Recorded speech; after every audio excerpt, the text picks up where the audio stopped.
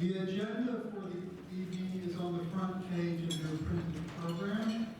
The treasurer's report is in there for you to review, and copies of last year's minutes for the meeting are on your tables. Let's see some of the ways you connected to the Heritage Center with a little audience survey. Please raise your hand if you fit into any of these following categories. Trustees of OHC. Trustees of our two subsidiary boards, Vineway and OHC Properties. Honorary trustees and former trustees. Members of OHC. And if you're not a member, I hope you're going to see one. Endowed Life members. OHC staff, volunteers, and student interns. OHC annual meeting first timers.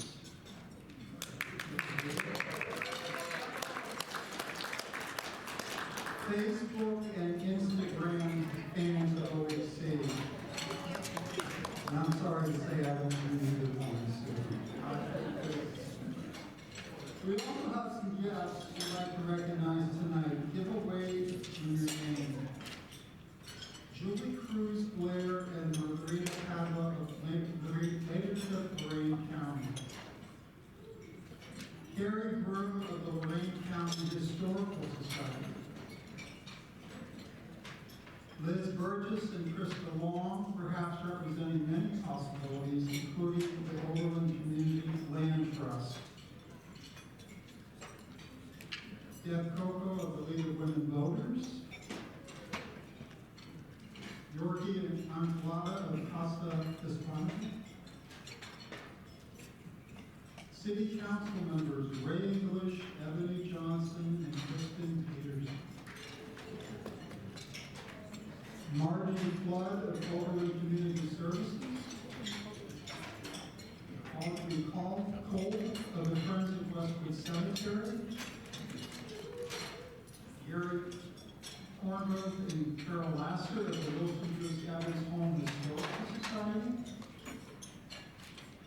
Sharon Pearson of the Oberlin Business Partnership.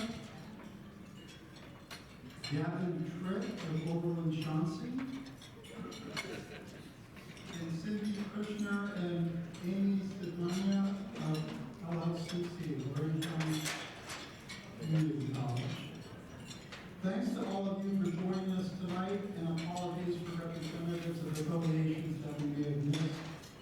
We know everyone here tonight devotes their time to many community initiatives. We are also delighted to welcome Ned and Gail Hubbard and family members Jeff and Susan Chester, who are here tonight. We're going to Thank you. The Oberlin Heritage Center awards the Hubbard Prize every year to a student or students from Lorain County who present an outstanding paper, documentary, or website project. This year's Hubbard Prize recipients are Andrew McKee and Nate Miller of Christian Community School in Grafton, who were not able to attend this evening. The senior group documentary they created is Chernobyl, the last straw in the collapse of the Soviet Union. It's available out in Florida for reviewing if you'd like to see that. Endowed Life members Ned and Gail Hubbard have now been supporting the award for 11 years. Thank you and congratulations to all the young historians who participated in this year's National History Day competition.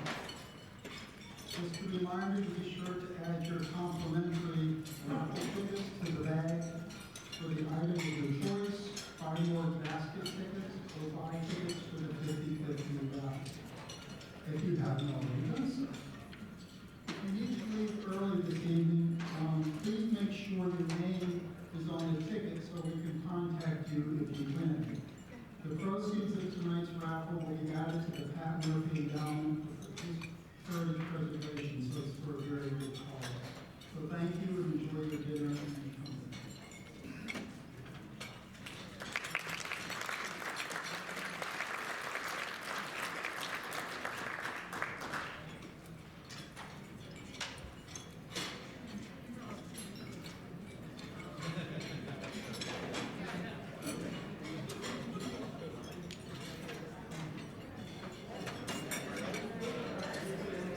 we ask that you use the doors at the back of the ballroom. I've asked Claudia Jones, the chair of the Development Committee, to join me in making a special announcement before we get to the business portion of the meeting. Claudia?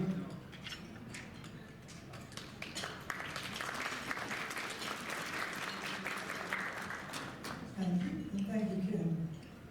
In a community devoted to improvement, arts and culture, social services, wellness, education, and so much more, many of you know how critical funding is to make core services available. The Oberlin Heritage Center works hard to be fiscally responsible, and that is made possible by many of you with us here tonight. Most, but not all of you, may remember that OHC launched a new endowment campaign after longtime Executive Director Pat Murphy announced her retirement in 2015. The board wanted to honor her devotion to history and architectural history in particular by starting a new endowment for heritage preservation named in her honor. This was a strategic and much needed effort for OHC. We have a responsibility to not only serve the youth and those of today, but to ensure that Oberlin's historical resources are available in the future, next year, 10 years from now, and a century from now. We should not be accepting something even as simple as a photograph into our collections if we don't think we can properly care for it 5 years from now. This perpetual responsibility calls for extraordinary planning and giving, and the response to the campaign thus far has been incredible. Every year that the endowment has grown through donations, we have been able to do more with the interest we annually draw down from it. I hope you had a chance to enjoy the slideshow that showcases some of these projects. They range from stone wall repairs to cataloging work to flushing out our drain pipes to making high-quality scans of photographs. The campaign goal was set high in 2015 at $1 billion because we knew that even with a high bar, taking care of 4 historic buildings, all well over the century mark, sometimes requires resources beyond what the annual operating budget can handle. Just last year, the interest from the endowment made an emergency HVAC replacement possible in the Montoya House basement, where the majority of our archival and photographic records are housed.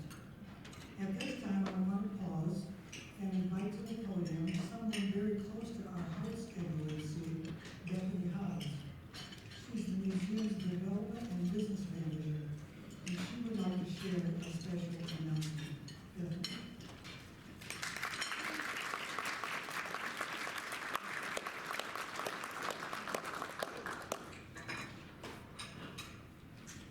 Thank you, Tanya. 12 years ago, I stood really close to this spot, albeit 1 floor down and in a totally different building. And I introduced myself at the 2012 Oberlin Heritage Center annual meeting as the newest staff member, having replaced the wonderful Pat Colesberg.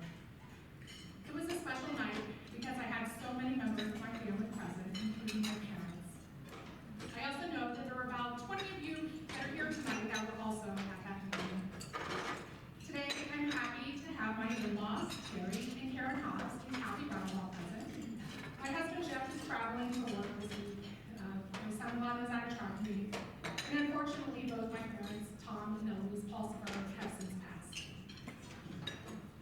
In 2012, I spoke about how working for History Museums was a family affair. Terry's parents, Glenn and Lillian Haas, Terry and Karen themselves, Kathy and Jeff, have worked on the grounds at special events and served on multiple boards and committees. It clicked then that even my son Glenn was starting to earn volunteer hours for labeling envelopes at 5 years old. But just last year, he was named OHC's Volunteer of the Year along with Craig Innes, and he has been museum housekeeper since last June. On my side of the family, my parents were very involved with the Greene County Historical Society in Xenia, Ohio, where I even volunteered as a teenager. My grandmother, Janice Pulsifer, was a docent for many years at the Winona Historical Society and Museum in Wareham, Massachusetts. Tonight, I am wearing Janice's name tag from that museum, which I discovered in her old after the passing last November. But the main reason I'm speaking about family tonight has to do with the endowment for heritage preservation. Claudia has already shared how important this endowment is to the longevity of the Oberlin Heritage Center. I can't think of anything better to honor my entire family, living and gone, than to be able to donate $15,000 of my mother Eloise's estate to aid in the completion of this endowment and to support an organization my family wholeheartedly believes in.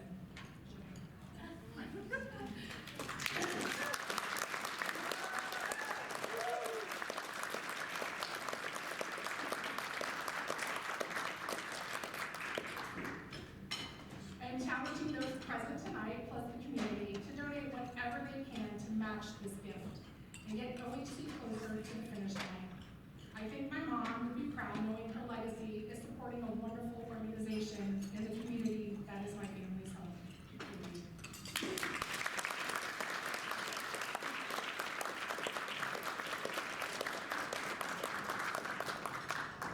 Thank you, Bethany, and thank you to your mother. Now I call Rachel McCray from the Development Committee up with an illustration of our campaign status.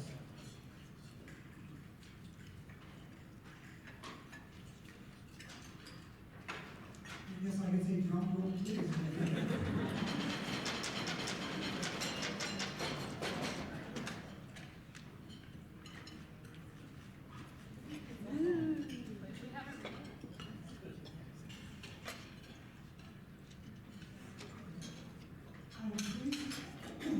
I'm pleased to share with us, as of last Saturday, the Pat Murphy Endowment for Heritage Preservation stood at $909,413, including contributions, interest, growth, and pledges.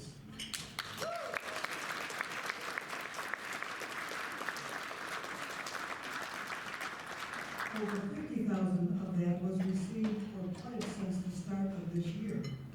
Many, but not all of the donors this year have been M's or endowed life members.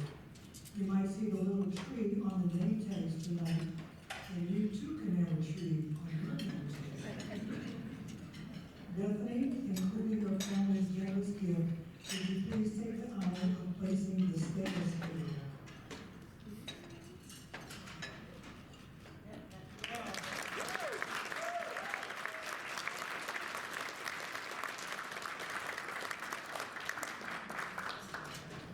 So, if you haven't given yet, please consider it.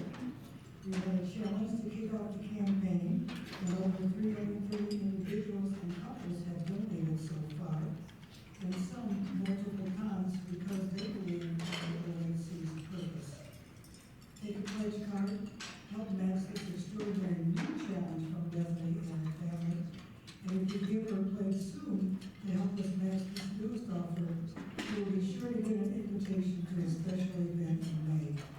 Thank you.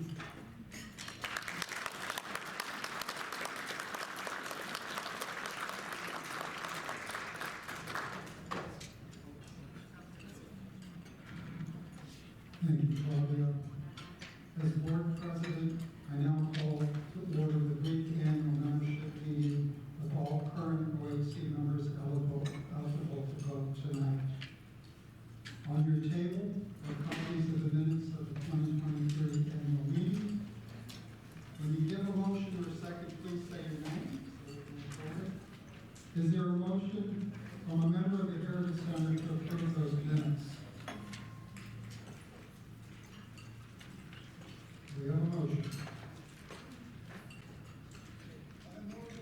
Julie Lynn. Second? Ray English. All in favor? Aye. Opposed? Okay, the motion passed. Thank you. Also in your program on page 7 is a copy of the 2020 financial cash flow summary in the treasurer's report. Is there a motion from a member of the Heritage Center to accept the treasurer's report? Claudia? Second? Brian? All in favor? Aye. Any opposed?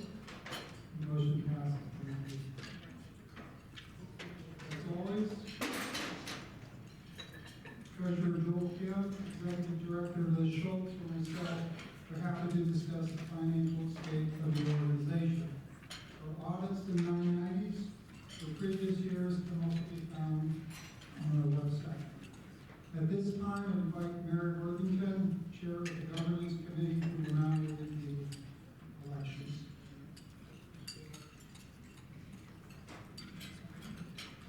Hello, everyone. Let me know if you can hear me. Can you hear me? Excellent. Okay.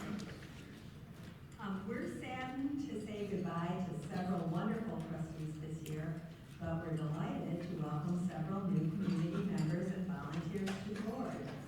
The slate of officers and trustees printed in the program was recommended to the board by the governance committee chaired by myself and composed of members Jean Simon and Bud Sterling, and ex officio members Liz Schultz and Ken Rosie. The board approved the slate at its February 7th board meeting for presentation to the membership tonight for your vote. And profiles of these new trustees are included in the program. And bear with me, but will each person please stand as you are able, or wave as I call your name. And obviously you need to be present to do so. Okay, the following are proposed for election to a 3-year term as new trustees. Kathleen Jaffee, Connie Schubert, George Wright. Excellent. The following is proposed for re-election to a 3-year term as trustee. The irrepressible Jean Simon. And the following is proposed for election to a new 2-year term as an officer. Claudia Jones as first vice president.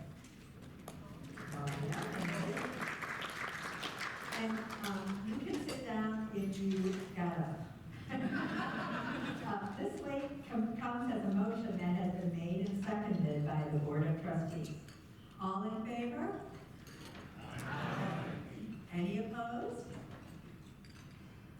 Excellent. The motion carries. Congratulations. Thank you for a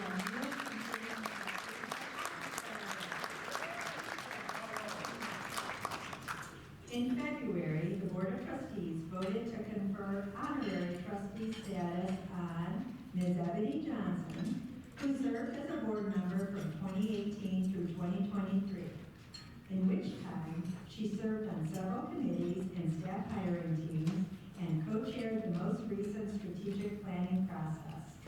We look forward to continuing to collaborate with her in her other community roles.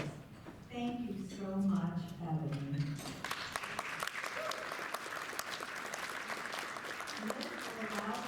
Your certificate to you, Ebony. Thank you, Liz. Excellent. Photo op, photo op. In February, the Board of Trustees also voted to confer honorary trustee status on Paul, or as most of us know him, Bud Sterling. And,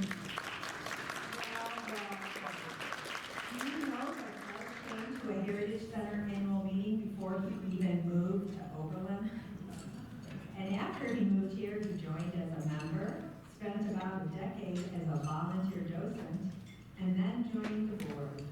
He and his wife Pauline continue to volunteer at organizational events. Thank you so much for your service, Bud, and we welcome you as an honorary trustee.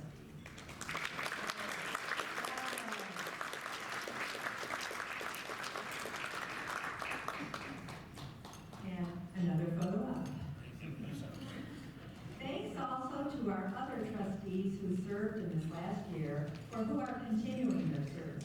In addition to myself, and please all of you wave or stand or, however to make yourself known if you're here. Cheryl Price, Amy Chang, Lori Ebahara Flood, Elizabeth Elrod, Ken Rosie, Carl Jacobson, Travis Jennings, Jewel Kim, Rachel McCrae, Julie Min, Father Brian Wilbur. Thank you all. We also want to thank Tyrone Wicks for his time on the board and serving OHC, although other duties called him away from service earlier this year. And in response to that opening, the board invited Evangeline McFarland to become a trustee and serve the remaining 2 years of that term, and she accepted.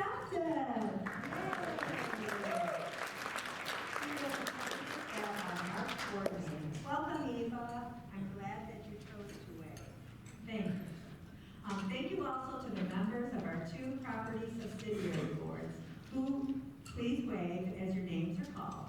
So here's Vineway, Jean Matthews, who was reappointed to a new term as president this year.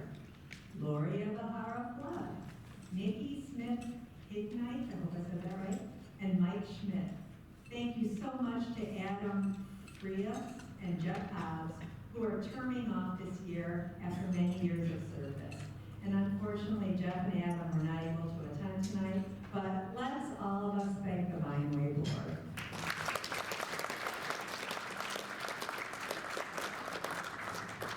And for the OHC Property Subsidiary Board, we thank President Rich Frederickson, Jerry Anderson, Craig Enos, Terry Hobbs, Travis Jennings, and Kathy Radabaugh.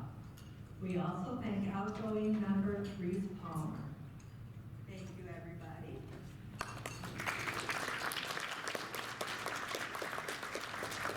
And thank you also to Glenda Owens for her work as property manager of both of our subsidiaries. Applause. Thank all of you for your dedication.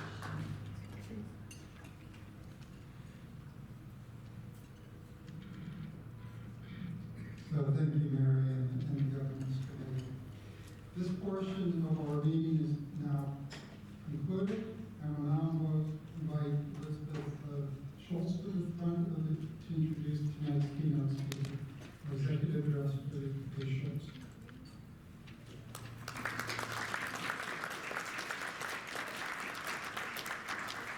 Thank you. It is my pleasure tonight to introduce our keynote speaker. Christina Hartlieb serves as the executive director of the Harriet Beecher Stowe House located in Cincinnati. With a BA and MA in history, along with a background in small business and secondary education, Christina has been strengthening the programming and visitor experience of this historic site since 2017. She relishes the role of educating others about the significance of Harriet's experience in Cincinnati, the city's role in abolitionism, and the legacy of Harriet and social justice that extends into the 20th century and beyond. This includes the Edgemont Inn Green Book era of the house. Christina is passionate about historical literacy and visits other museums and historic sites whenever she gets the chance. My colleague Amanda Manahan had the pleasure of showing her around the Heritage Center just this afternoon before the meeting. I'm especially looking forward to this program because I think we tend to look at history, especially the further back we look, from the perspective of the big picture. We see the end results rather than the means. But really, it's the small events, the meetings, the personal convictions, and the personal relationships that are the essence of change and therefore history. So please join me in welcoming Christina Hartlieb to Oberlin.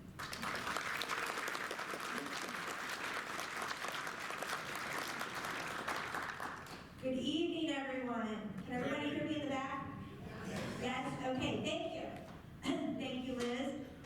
Yes, my name is Christina Hartlieb. I'm the director at the Harriet Beecher Stowe House in Cincinnati.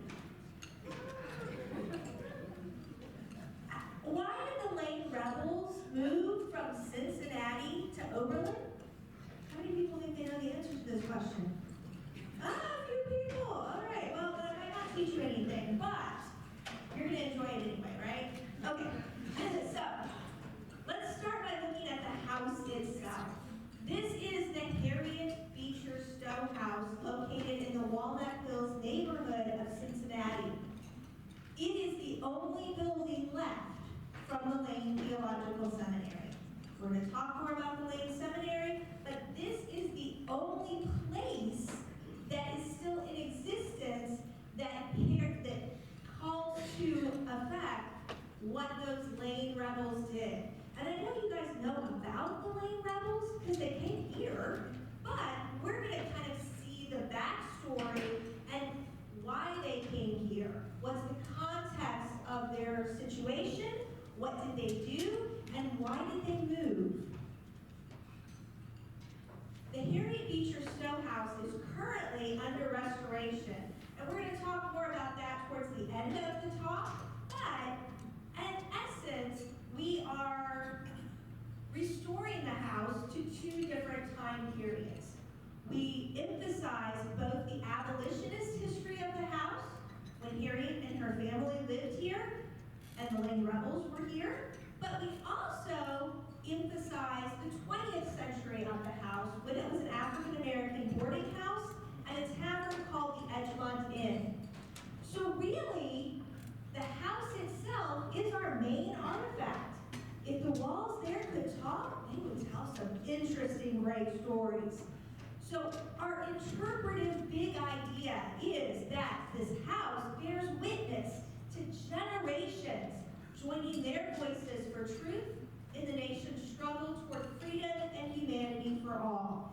And you can see this through our pictures here. We have the Beecher family, part of that first generation, along with the Lane rebels. We have a group of citizens in the 1940s who got together. They were a multiracial group, multi-religious group, and they basically saved the house, made sure that it became a historic site. And then we have visitors today who are still learning about social justice issues today. I can't talk about the Harriet Beecher Stowe House without starting with Harriet herself. So, here's my first question for you. What was Harriet Beecher Stowe most famous for? Uncle Tom's Cabin, yes. And Uncle Tom's Cabin was a book about slavery. It was basically a book that told people in the North how horrible slavery really is. Now, we know for now, we're like, well, duh, of course, but back in the 1800s, not everybody thought that way. So, Harriet was someone who taught, her first occupation was teacher, by the way, but she taught people what slavery was really like. People in the North who didn't experience it firsthand might not have been completely clued in to all the nuances. So Harriet lived through most of the 19th century, but she was born and raised in Connecticut. So you have to think, well, how did this white lady who grew up in New England learn everything she needed to learn to be able to write an anti-slavery book? Well, the short answer is that she lived in Cincinnati for 18 years, from 1832 to 1850. And here, well, there in Cincinnati, so there in Cincinnati, she becomes a listener of a lot of different stories and perspectives. She becomes an abolitionist. She becomes a published writer. She's a wife and mother. She's a friend of the Underground Railroad, and she's a researcher. Then the year was 1850. And guess what? Her husband got a new job, and they moved to Bowdoin College in Maine. So she moved away from Cincinnati. But 1850, that is also the year of what law? The Fugitive Slave Act. Exactly. And this just makes her angry, and that's when she starts writing. Based on the grief that she felt at her son's death, she had one child who died of a cholera epidemic in Cincinnati. That was one of her 7 children. So based on her son's death and on her Christian beliefs, very religious family, she began to write Uncle Tom's Cabin. And it gave a face to what was really happening. It humanized the story of what was going on with slavery. She wrote the character of Uncle Tom to be a Christ-like martyr figure, sacrificing of himself. She even told her editor hey, now is the time when even a woman or a child who is able to speak out against slavery, we're bound to speak. I have to do this. So that's when she starts writing Uncle Tom's Cabin. It's actually published in an abolitionist newspaper first, serialized, a chapter a week for almost a year. People get excited about reading their copy of Uncle Tom's Cabin. They read, oh, and then they get to the end of the chapter and they're like, well, what happens next? Is it the way we used to watch TV shows? You had to wait for the next week's episode? Well, same thing here. You had to wait to see what happened to Uncle Tom or to Eliza. After it was published in the newspaper, then they put it in book form, immediate bestseller. There was only one book that sold more copies in all of the 1800s. What book would that be? The Bible, yes. And what Uncle Tom's Cabin really does is it opens the eyes of Northerners. Before reading Uncle Tom's Cabin, most white people in the North were not abolitionists. They thought, oh, slavery, that's down there in the South. That doesn't affect me. Why should I worry about it? But after reading Uncle Tom's Cabin, oh wait, I didn't realize that was going on. I didn't know that was also happening. And so it really opens the eyes of Northerners and really sets the stage for the Civil War. No, she did not cause the Civil War, as President Lincoln supposedly said, but she did kind of get the country ready for it. Let's fast forward 100 years. This same house, same structure, in the Walnut Hills neighborhood of Cincinnati, it had become an African-American boarding house called the Edgemont Inn. It was a community center. It was in the middle of a middle-class black neighborhood in Cincinnati in the 1930s and 40s. It was listed in the Green Motorist book. Raise your hand if you've heard of the Green Book. Good. Oh, I got a lot of historians here. Good. So, the Green Book is this travel survival guide for African Americans who are traveling during the Jim Crow segregation days. The Edgemont Inn was listed as a tavern in the Green Book. It was also a community space. They held social events like linen showers. They hosted political rallies for African American political candidates. They also hosted organizational meetings like the Brotherhood of Sleeping Car Porters and the Association of African American College Women met at the house, at the Edgemont Inn. There were also 19 people that lived on the upper floor of the Edgemont Inn during the 1940 census. In 1943, a group of citizens, multiracial, multi-religious group, got together and they said, okay, this is the old Beecher family home, everybody knows that, and yet now it's a tavern. We want to make sure that it gets preserved, and we want to make sure that it becomes an African-American cultural center. They called it a lighthouse symbolizing goodwill and better understanding. This is the picture of the Board of Trustees for the Harriet Beecher Stowe Home Memorial Association. All right. So now that we've seen Harriet and her connections to the house, and we're going to emphasize some of her abolitionist connections to the house, now it's time to rewind. And let's look at Cincinnati in the 1800s to see what was going on that spawned the events that turned into the Lane Rebels. This is actually a picture from 1851, so it's a little bit later, but it gives you a good idea of the landscape of Cincinnati in the mid-18th century. It was painted by Robert Duncanson, who was a prominent African-American artist living in Cincinnati, and it's a view of Cincinnati from Kentucky. You can see in the foreground, there's some people that are standing there. Possibly one of them looks like he might be enslaved. You see the Ohio River, and then across the river, you see Cincinnati. And then you see the hills in the background. It always amazes me when I go to cities like Columbus, and I'm like, I'm way back at 275 Loop, and I can see downtown. I'm like, wait, how is that possible? Because in Cincinnati, you can't see the buildings from downtown, from that far away, because there's all these hills in the way. And so you see the hills there. We're going to take a look from the opposite point of view. This is looking down into the basin from Walnut Hills. Walnut Hills is outside of the city at this point. It's about 2 miles outside. Looking down into the hills. Cincinnati grew in a way that really kind of confined the buildup of the city to this basin area right there along the riverfront, right in the valley.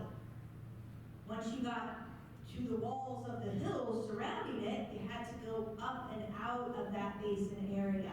So we're looking down the hill from Walnut Hills towards downtown. You can see Deer Creek there in the foreground. That's where the manufacturing plants are located. Then you can see the Over the Rhine neighborhood, a lot of German immigrants. Now it's the trendy OTR neighborhood. And then downtown, the Ohio River, and across the river in Kentucky. So when we look at the economic context of what was going on in Cincinnati in the 1820s and 30s, it's a border city. It is right on the dividing line between slave state and free state. Over the course of the last 200 years or so, a lot of people have called Cincinnati the northernmost southern state, or city, the northernmost southern city, or the southernmost northern city. It's pretty interchangeable. But it is definitely a border city. The economy of Cincinnati was very dependent on the South, and the business leaders were very pro-slavery. Now, it's in Ohio. It's part of the Northwest Ordinance. Slavery was never legal in Ohio, but we are so close to the border. And the economy of Cincinnati is so dependent on that trade. You can get all the way to New Orleans on a boat, on a steamship. All right, so when we look at 1834, and this context of what's going on in Cincinnati, you've got all these steamboats traveling up and down the river. It's called Porkopolis. Why do you think it's called Porkopolis? There's a lot of pigs. There's a lot of pigs. They're just roaming over the street. One of my favorite stories about Harriet's, like when she first got to Cincinnati, is she was like sitting at her desk and writing, and then she looks out the window, and there's her little brother James, who's like, playing outside, and then she goes back to writing, and then she looks up again, and there's her little brother James riding a pig down the street. But at any rate, so Porkopolis, lots of pig processing plants. Pigs go in, bacon comes out. Well, guess what? The yuckier parts of the pig, pig's feet, chitlins, those were being shipped downriver to be part of enslaved people's diets. And so that business community was very tied into the economy. There's also a lot of shipping of other goods, including whiskey. In terms of the social context of Cincinnati, this is where a lot of southern plantation owners would visit. They'd be traveling through Cincinnati, they'd stay for a while. They would have no qualms about bringing their enslaved people with them as servants while they were in Cincinnati.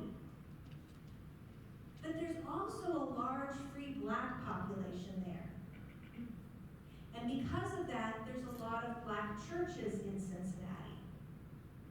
And because of that, most of the Underground Railroad activity is going through those black churches. We always think here in Ohio, you've got the big Underground Railroad people like, Levi and Catherine Coffin, or John and Jean Rankin. Those are the stories that we know because those were the stories that were written down later. There was a lot of Underground Railroad activity going through the black community. African American churches, we don't know as much about that because guess what? People don't write down their illegal activities, especially if you're Black. So we don't know, we don't have the primary sources that we crave for this kind of information because it just doesn't exist. Doesn't mean it didn't happen. All right, so here's a map of Cincinnati from back in the day, and you can see there is a free Black population, and they live in neighborhoods that are concentrated right along the riverfront there. Take a look at, let's see, just look at the purple section there. That is the neighborhood of Little Africa. Today we think, oh, this is really prime real estate. This is really good stuff. You've got, on one side, you've got the Red Stadium. On the other side, you've got the Bengal Stadium. And in between that is the National Underground Railroad Freedom Center. But back in the day, this was really bad land. It flooded all the time. And it was also close to those low-paying jobs that the African American community performed, particularly loading and unloading the steamboats. So it was not great land back then, but this was where the African American neighborhoods were concentrated. Continuing with that social context, in the 1820s, well, back when the start of Ohio came, there were the Black Codes.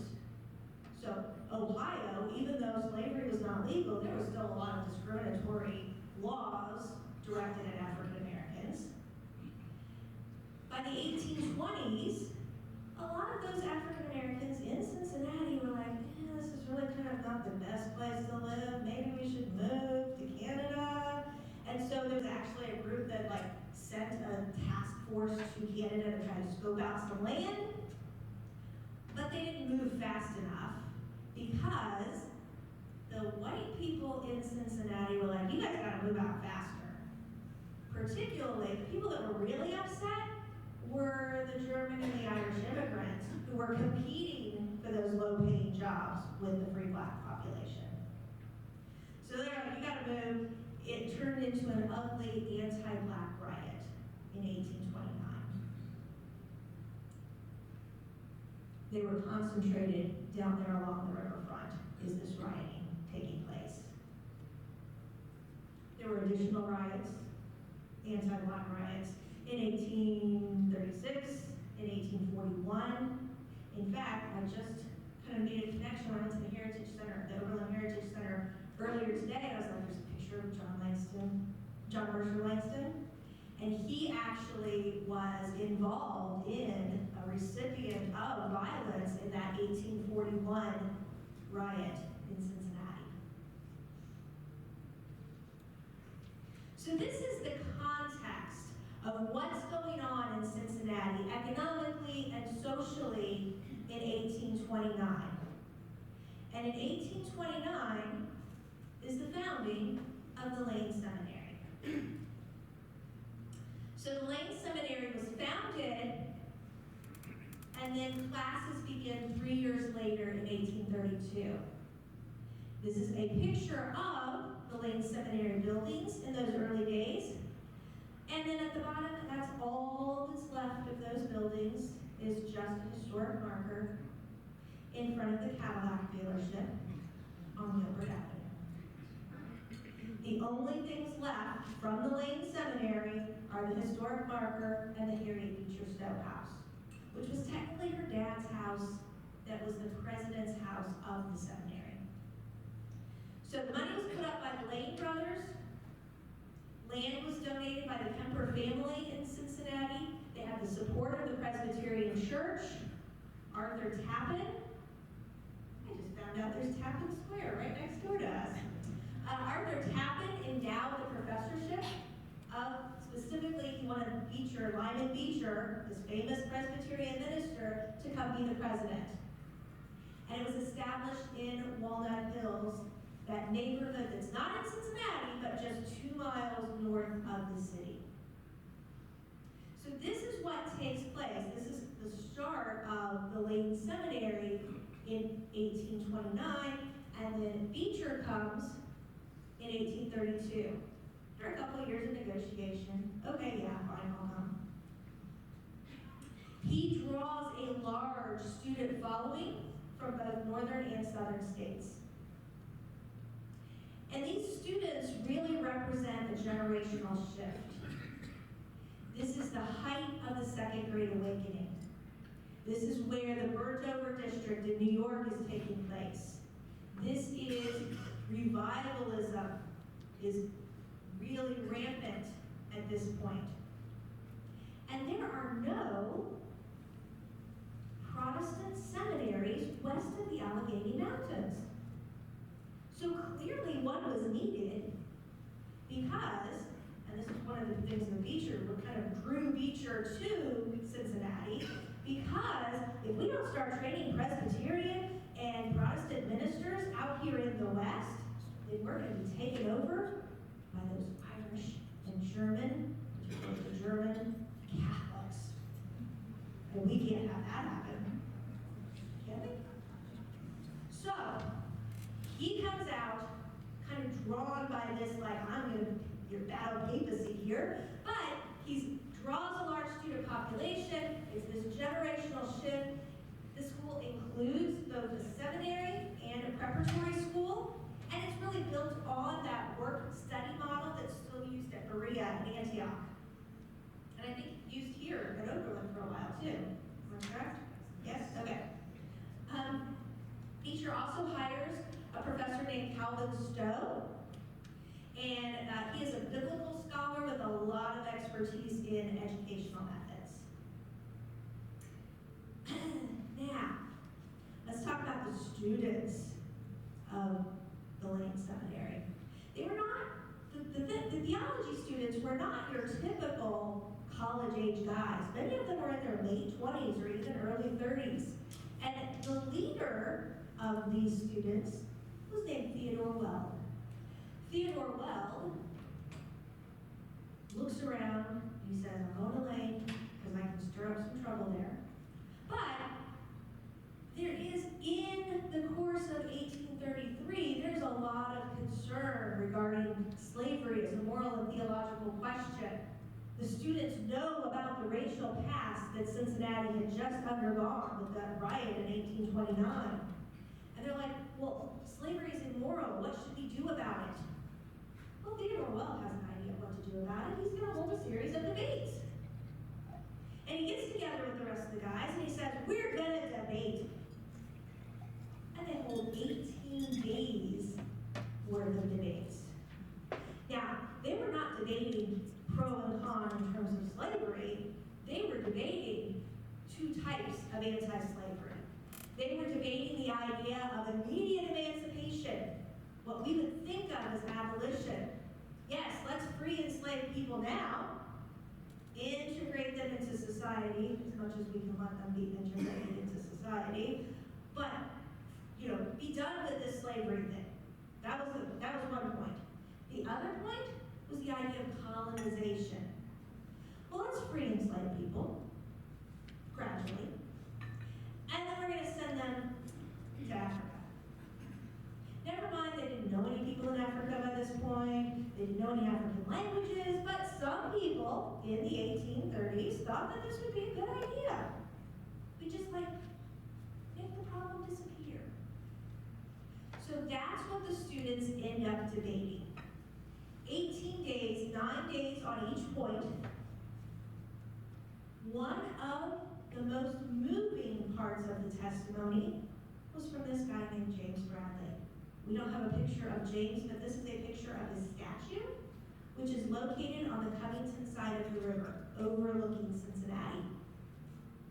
And he gives moving personal testimony about his life as an enslaved person.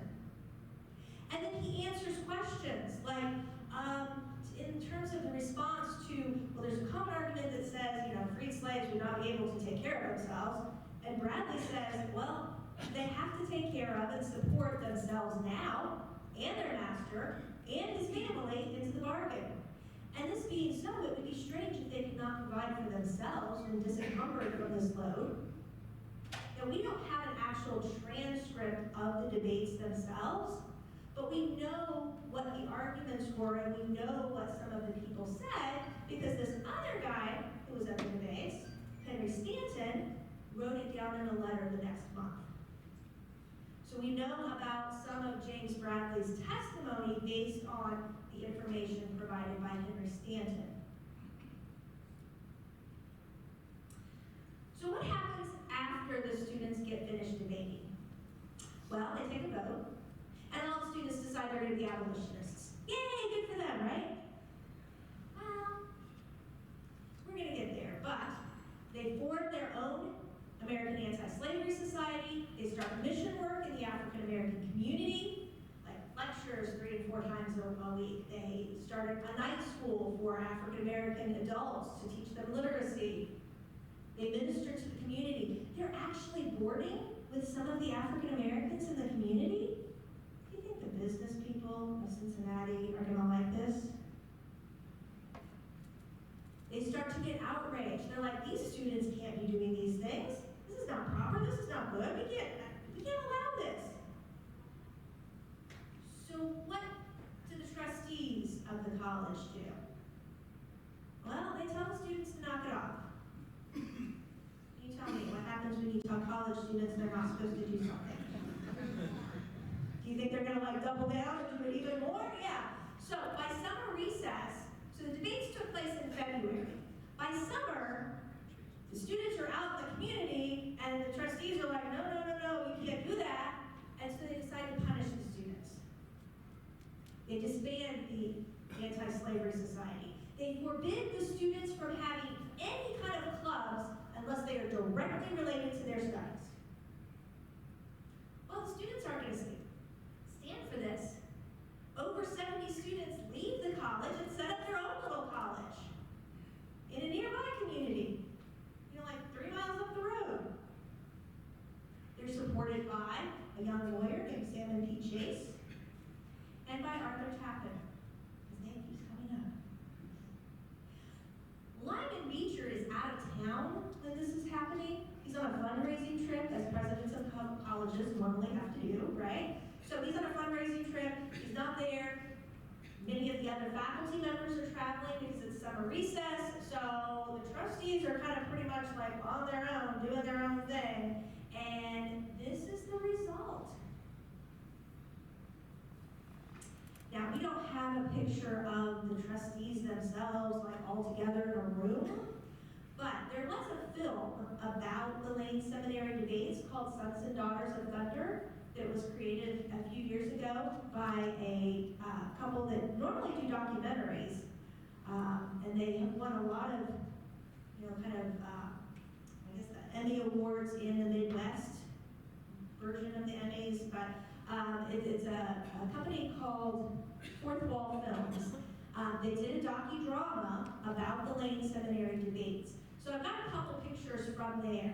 And you can see that top picture, you've got Lyman Beecher in the center, and then 2 of the trustees looking at each other and talking.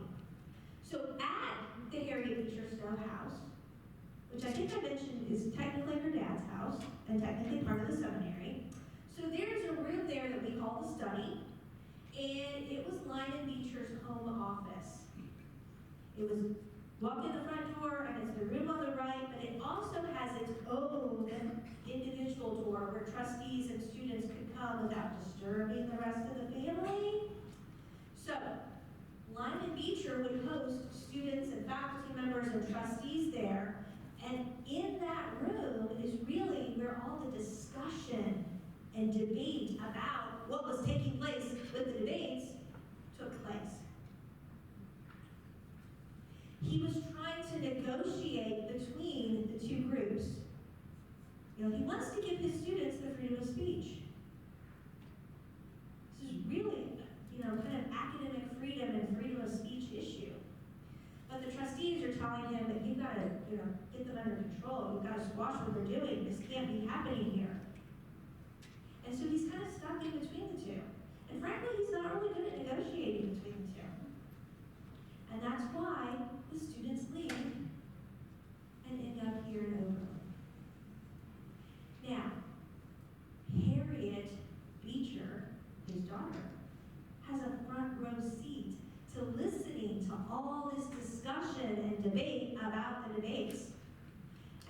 herself becomes more and more abolitionist-minded because of this.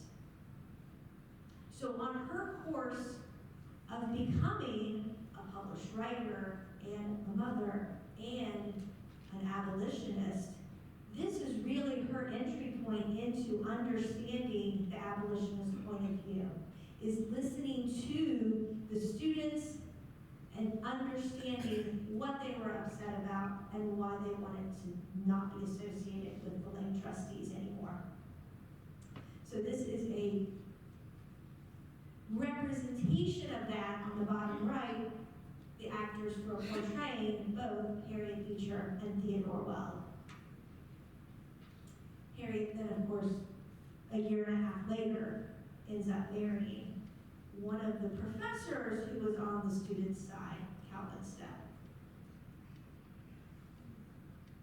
Okay, kind of a little Lane epilogue, just to kind of bring everything in with the rest of the story, and that is, the Lane rebels have already left the Lane Seminary. They are already kind of on their own, creating their own school, and then they get courted by Oberlin College in 1835. And the students decide they can come, but they actually demand that Oberlin creates a policy to accept African American students. I think before that, there was kind of like on a case-by-case basis. Yeah, we'll accept students of all races. But it wasn't until the Lane Seminary students said, no, you can't just be like kind of ad hoc. You have to have a policy that says you're an integrated school. And so then they come. Many of them continue with their Underground Railroad activities. We talked about the black churches in Cincinnati and the fact that the Lane rebels were kind of involved in the African American community. Well, they were doing, some of them, not all of them probably, but some of them were doing Underground Railroad activities in Cincinnati. Some of them continue that here. Some of the Lane rebels remain active in anti-slavery politics. And then we also see how different social reform movements of the 1800s are really tied together. Because Theodore Weld marries Angelina Grimke, who was a prominent abolitionist herself and a women's rights advocate.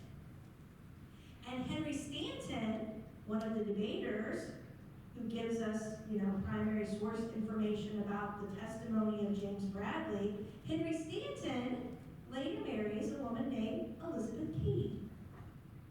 Stanton. You get it? So, there is this huge tie-in between the abolitionist movement and the women's suffrage movement, the women's rights movement of the 1800s, and we can see it right here within the Lane rebels.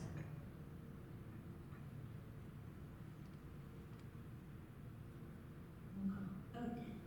All right, so when the Lane rebels get here, they have to live in this hastily constructed log house that apparently was called Cincinnati Hall because they had all come from Cincinnati. And then Tappan Hall here is the first multi-story brick building at Oberlin. But there's also a couple of people that span both colleges. Asa Mann was the first president here at Oberlin College. He was a Lane Seminary trustee. He was the only Lane Seminary trustee who voted not to censure the students, who voted to say, hey, we need to allow them their freedom of speech. We need to allow them to follow their moral conscience. He was the only trustee who said that. He voted against the rest of the trustees. He didn't last as a trustee at Lane Seminary for much longer after that. So he came here to Oberlin.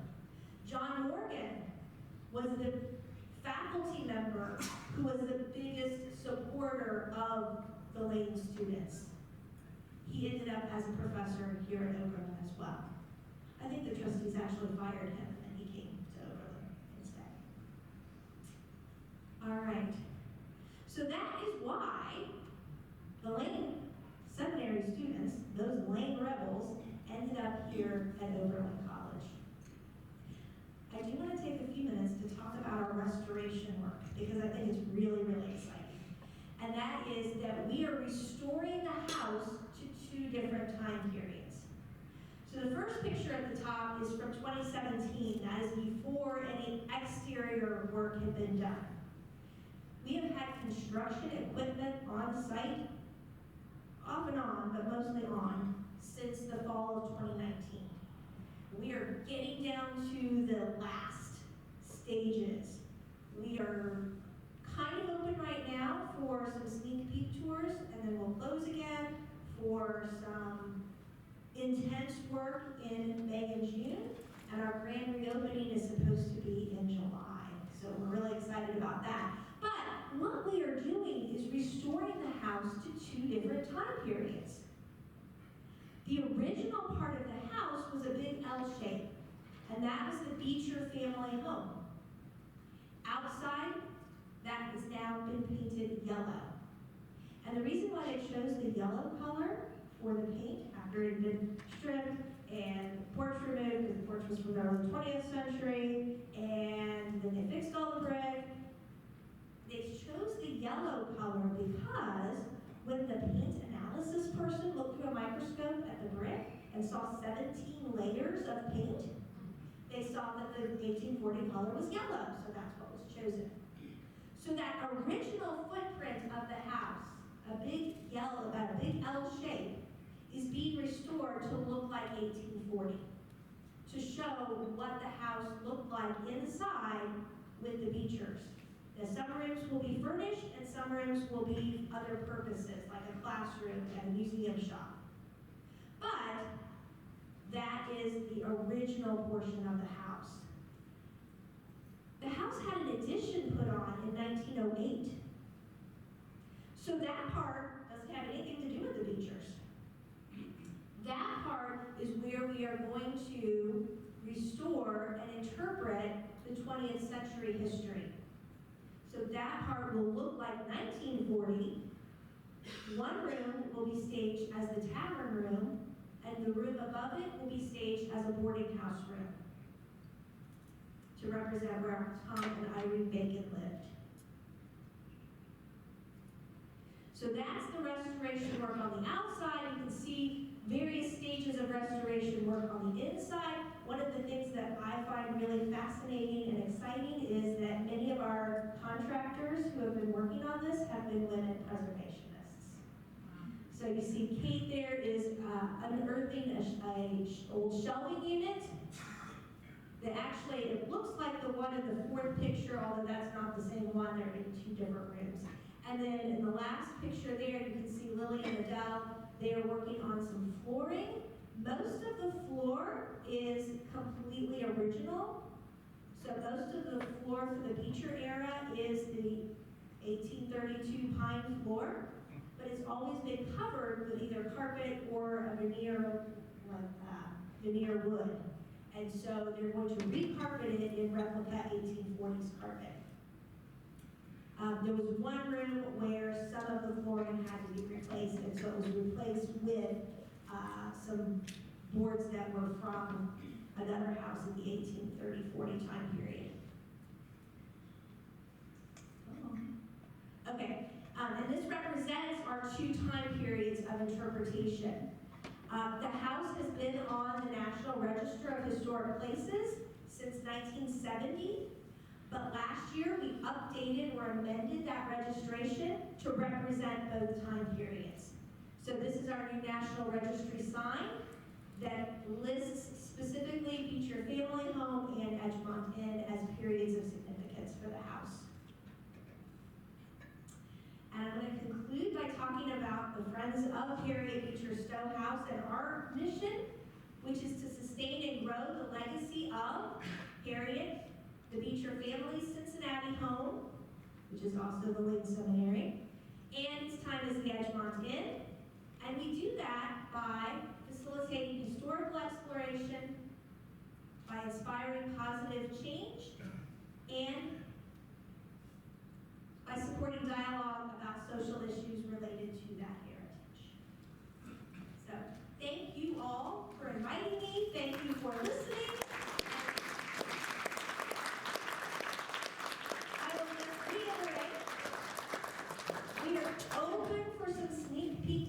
1st through the end of April, but then just on weekends.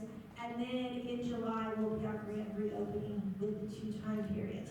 Not all the exhibits will be ready, but you'll be able to physically see those 2 time periods restored.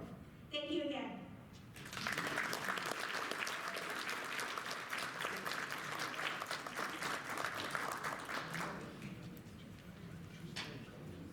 Thank you so much, Christina, for all that you are doing to preserve and share these stories. We certainly wish you the best at your grand opening and everything that needs to happen for that to happen. I know you might be able to stay afterward if people have questions after the program. I will now turn things back over to Mary Worthington for the Community Awards portion of the evening.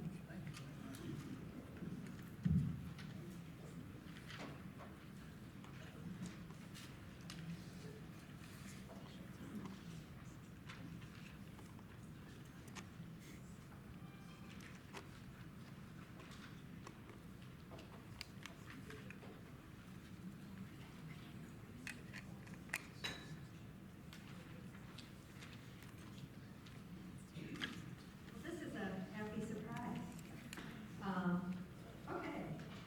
Good evening again. As Chair of the Governance Committee, it's my honor to present these awards.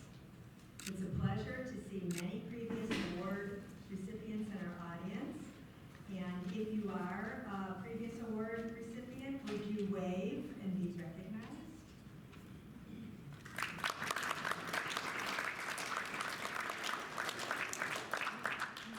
Very good.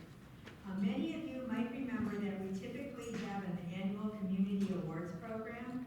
This last year, the committee and full board decided to offer the community awards program every other year and honor OHC volunteers every year. So tonight, we're presenting awards to 2 individuals. Please enjoy this video presentation of the awards. After each segment, recipients are asked to come forward to receive their certificates and be photographed.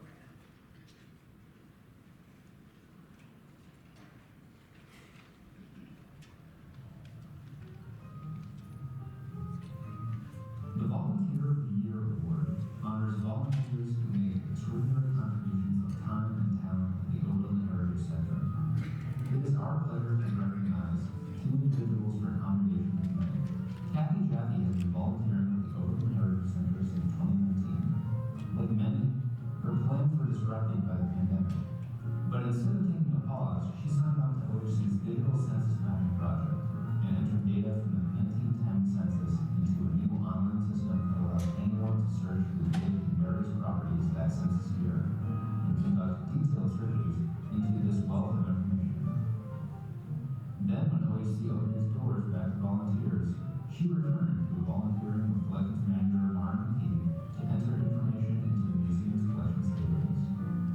This exacting but essential task ensures that the objects and images entrusted to OHC are well documented and keyword searchable.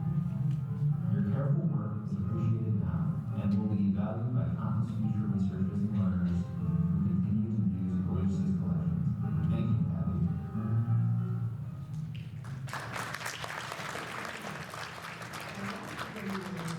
Thank you, wonderful folks at the Oberlin Heritage Center, for giving me the opportunity to join in the important work that they do. My thanks also to Mara McKee, who nominated me for this award and who deals with my countless interruptions and questions with such grace. When I was thinking about what to say tonight, I kept coming back to a question my husband had asked. That question, do you know why the name was changed from the Oberlin Historical Society to the Oberlin Heritage Center, got me to wondering, what is the difference between history and heritage? I pondered that question as I thought about the transcriptions I've entered over the past few years with the Oral History Project, the work I'm presently doing writing descriptions for the hundreds of fascinating photos Steve Johnson scanned, and the deep dive into Oberlin's history I've taken as I prepare to act as a docent for several different tours. The common thread running through it all is the idea that the Oberlin Heritage Center is not only concerned with the critically important work of preserving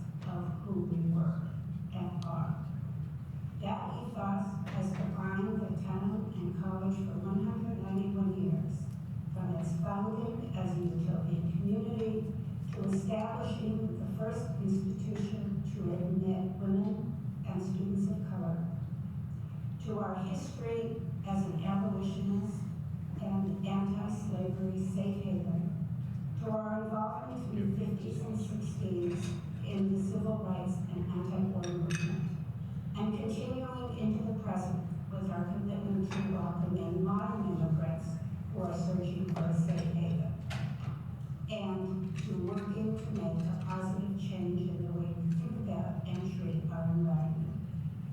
None of these commitments were or are perfect, but the idea behind them, that each of us is obligated to take a step toward making a positive difference in the world, has always been at the heart of each of them.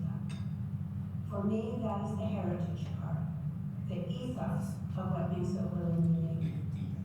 I am so grateful to be a part of the Oberlin Heritage Center.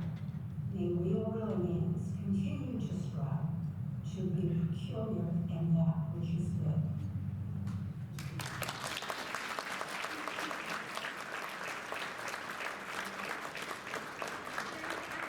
Jaffee, join me up here to receive her certificate. The long walk, Kathy.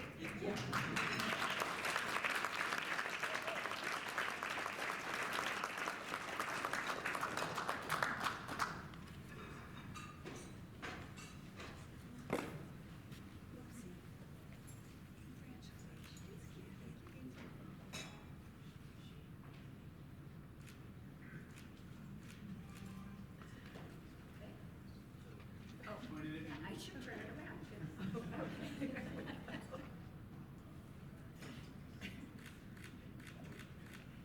Lovely. Thank you.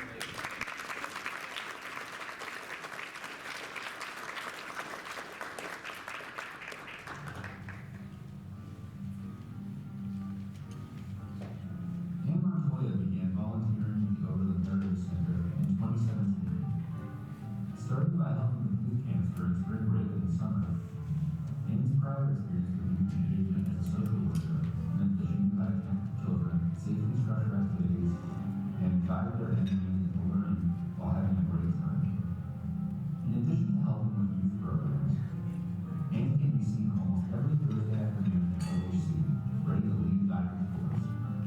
You've probably also seen her helping at the OHC info table or in front of the Little Red Schoolhouse for community events.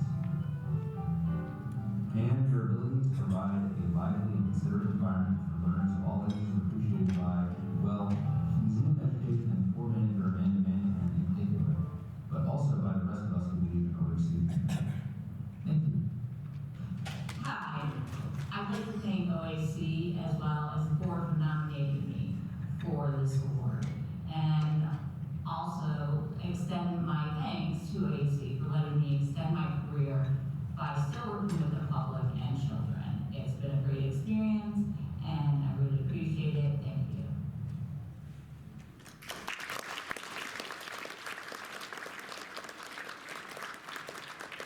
And Andrew, here tonight? Yes. You are, yay!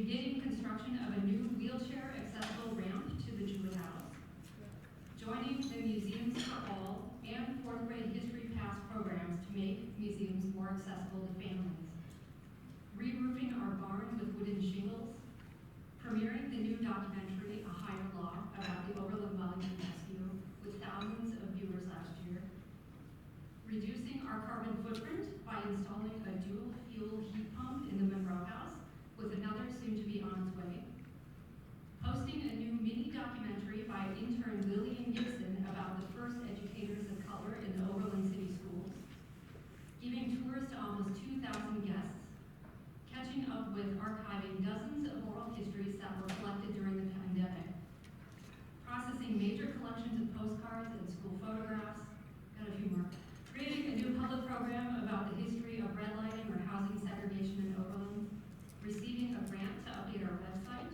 and having fun with over 375 attendees at our annual Root Beer and Yes Year event. And that's just what I came up when I was drafting these notes. There is so much happening at the Heritage Center. Every day we are working hard with your support to serve people today and plan for tomorrow. Thank you to the many volunteers who have been part of the work mentioned and the many other activities that truly keep OHC operating. Thank you also to our student interns and volunteers who bring enthusiasm and resourcefulness. Thank you to all members, donors, sponsors, heritage visionaries, foundations who have contributed financially to the organization. With every gift, you are helping people continue to learn from the past, make a stronger community in the present, and envision a better future. Thank you to our community partners who give so generously with their time and expertise. And finally, thank you to my colleagues whom I hope you've had a chance to talk with tonight, including, I'm going to ask you to wave, Bethany Hobbs, Development and Business Manager. Where are you, Bethany? Oh, she's up there. So Amanda Manahan, our Museum Education and Tour Manager. Mara McKee, our Collections Manager. Stephen Bryce, our Communications Coordinator at the camera. Two people weren't able to be here. Alex Lopresto, who has been helping on Saturdays. Glenn Hobbs, our museum housekeeper and summer lawnmower, coming up too. John Clement, an AmeriCorps member, hosted with us for the service here. Thank you, John. Kay Ellen Sharp, who you may have met earlier, selling raffle tickets. She's a front desk. And I'm going to sneak Angela Cecil in there too. Not a staff member, but she volunteers loyally every Tuesday. So thank you, Angela, as well. What an honor it is to work every day with people who have the best intentions to work together and make an impact. Thank you all for celebrating with us here tonight and sharing in OHC's mission. It is now my pleasure to invite Board President Ken Grossi back for his final remarks of the evening. Thanks.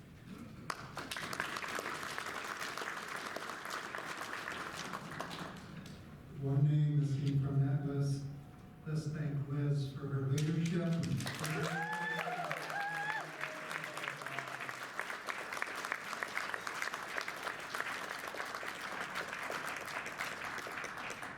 I would like to add my thanks for all of you who participated in the strategic planning process. That was a long journey, but it was well worth it.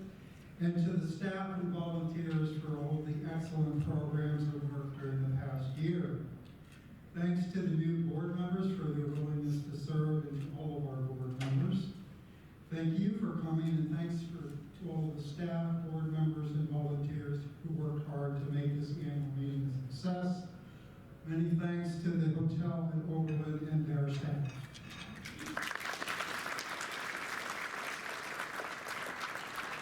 Thanks to all of you who helped OHC succeed and exceed expectations throughout the year.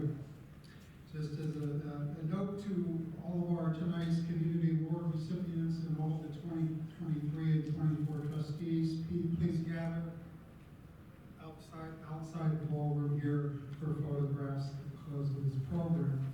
We look forward to seeing you often throughout the year and at next year's annual meeting. The Oberlin Heritage Center 2024 annual meeting is now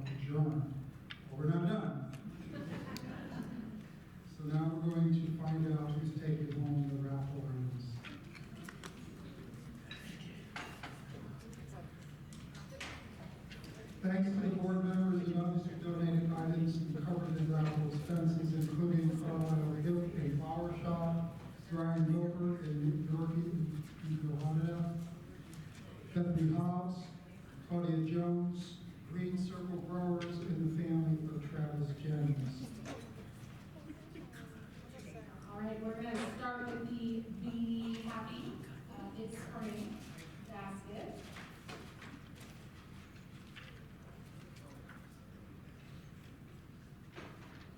All right, 484 7240.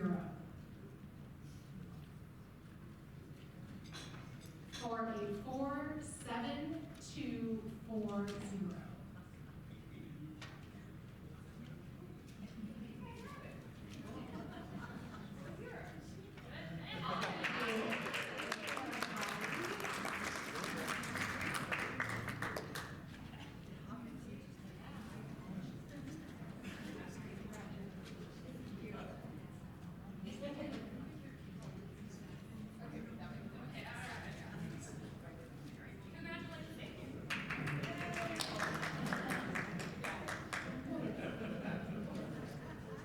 All right, we're going to go to the beautiful orchid. All right, 484 7273.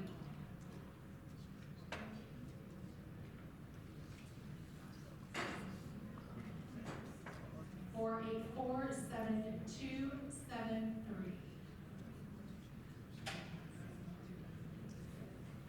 All right,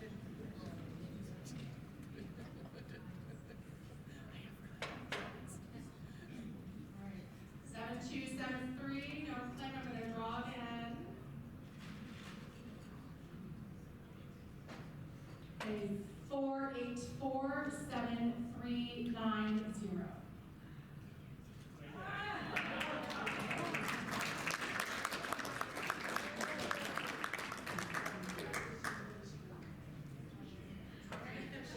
For Sheila. Right, next we're going to do snack attack.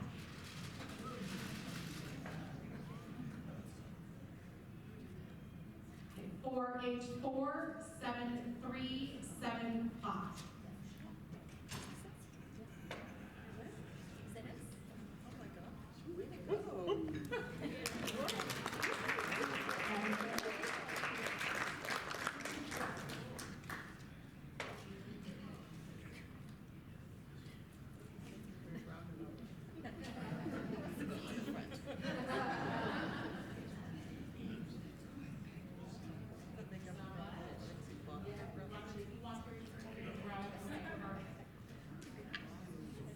All right, last one is, I'm sorry, I don't know the name of it. Ice cream, you stream, let's all stream with some ice cream.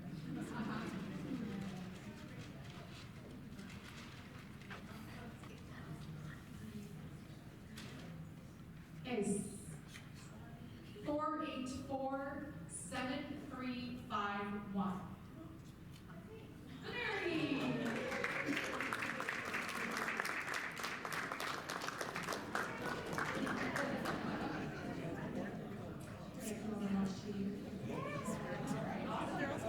And then last, we have our 50-50 raffle, and so the total that we received was 290. 275 of that was through our pre-sale, so we thank everyone for that. And for those who didn't know, anytime you did a pre-sale, I wrote out your ticket, so it did get included.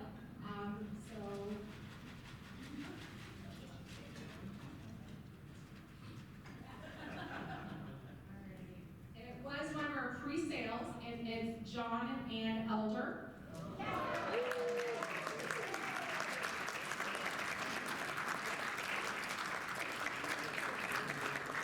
So 50% of that cost is $245. Congratulations.